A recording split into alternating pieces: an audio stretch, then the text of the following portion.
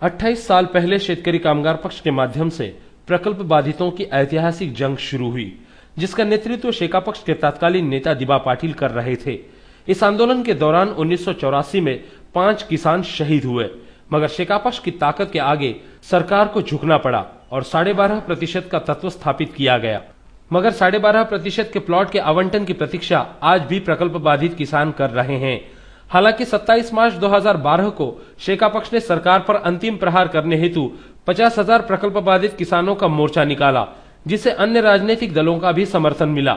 मोर्चा की ताकत देखने के बाद सरकार के पैरों तले जमीन खिसक गई और केंद्र सरकार के नौकानयन मंत्री जी.के. वासन ने प्लॉट आवंटन की घोषणा की, जिसके बाद आंदोलन स्थगित किया गया। मगर वासन की घोषणा कागज पर ही रह गई और सरकार प्लॉट आवंटन में टालमटोल करने लगी। मंत्री जी.के. वासन द्वारा किए गए विश्वासघात के बाद सर्वदलीय संघर्ष समिति ने जी.के. वासन के खिलाफ निदर्शन करने का फैसला किया। शुक्रवार को वासन मुंबई दौरे पर थे, लेकिन निदर्शन की भनक लगते ही उन्होंने 111 एकड़ जमीन राज्य सरकार को हस्तांतरित करने के निर्देश जेएनपीटी को दिए, जिसके मुताबिक उस निर्णय की एक कॉपी प्रकल्प बाधितों के नेता दिबा पाटिल को सुपुर्द की गई, जिसकी जानकारी देने के लिए दिबा पाटिल ने अपने आवास पर बृहस्पतिवार को प्रकल्प बाधित संघर्ष समिति की एक बैठक बुलाई थी।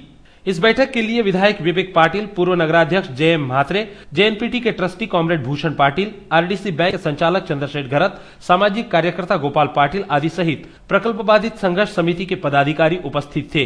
इस अवसर पर प्रकल्प बाधितों के नेता दिबा पाटिल ने अपनी प्रतिक्रिया देते हुए कहा कि हुतात्माओं के खून से रंगा आंदोलन आखिर रंग लाया और प्रकल्प बाधितों की एकता की जीत हुई। केंद्रीय कैबिनेट मंत्री जी.के. वासन यांनी आज जेएनपीटी प्रकल्पग्रस्तांना 12.5% भूखंड देण्याची जी घोषणा केलेली आहे, हा जनतेनं आतापर्यंत जो प्रदीर्घ लढा दिला, या प्रदीर्घ लढ्याचा विजय आहे आणि ते वाया जाऊ देणार नाही, ही जी आपली भूमिका होती, ही भूमिका आपण पार पाडली, याबद्दल सर्वांना धन्यवाद। आपली घोषणा होती की हुतात्म्यांचे रक्त वाया जात नसते, वाया जाऊ द्यायचे नसते आणि त्याप्रमाणे आज जी.के. वासन यांनी जी घोषणा केली की जेएनपीटी प्रकल्पग्रस्तांना 12.5% भूखंड देण्यात येतील, म्हणजेच जनतेला आपण जे म्हणत होतो ते प्रत्यक्ष हुतात्म्यांचे रक्त वाया जाऊ देणार नाही, ही जबाबदारी आपण जी म्हणत होतो त्याप्रमाणे प्रत्यक्ष घडलेलं आहे, याबद्दल अतिशय आनंद हुआ।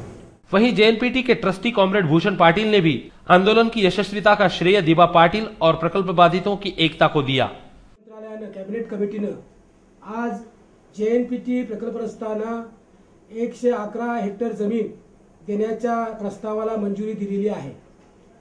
गेली 28 वर्ष ज्याची आपण वाट पाहत होतो आणि त्यासाठी आदरणीय आपले नेते आपले दिबा पाटिल साहेब यांच्या नेतृत्वाखाली प्रदीर्घ लढा झाला।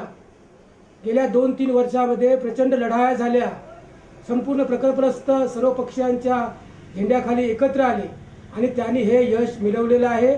शेवटी हा सरकारला निर्णय घ्यावा लागला। हा प्रकल्पग्रस्तांच्या एकजुटीचा, पाटील साहेबांच्या नेतृत्वाचा हा विजय आहे आणि खरोखर आनंदाची बातमी आहे। हे यश हे सर्वांचं आहे।